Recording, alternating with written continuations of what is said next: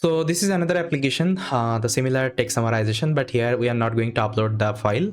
Instead, we can like, let's say, pass the text in this particular text box. So let me show you one example. So again, I'm going to copy my OpenAI API key. So here I can pass it, but before that, I think I have to pass my text. Okay, so let me copy one specific text over the internet.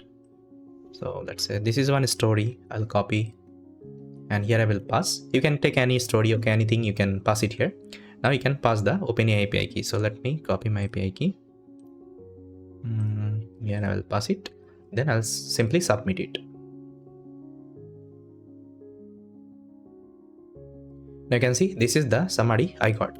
Now let's see the implementation. So this is the code, guys, and here I have written the guide how to set up this project. See, all the projects are same. If you can set up one project, rest of the project you can also set up.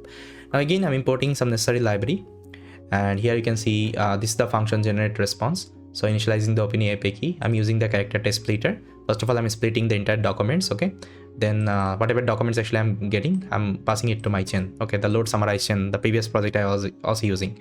Then setting the page headed title and the input area. Okay, this is the input area. Okay, then the OpenAI API key, actually you can see. So here I'm taking the OpenAI API key, then I'm checking whether this submitted button has been clicked or not. Okay, if clicked, I'm checking also OpenAI API key is available or not. If there, then I'm calling this generate function. Okay, then whatever result actually I'm getting, I'm appending in this list because it is happening in a different chunks. Okay, that's why I'm adding all the summary, and I'm actually showing it to my front end, and whatever API key user has given, I'm deleting it. Okay, this is the idea. Now you can simply go through the code and you can execute in your system. It would be more clear.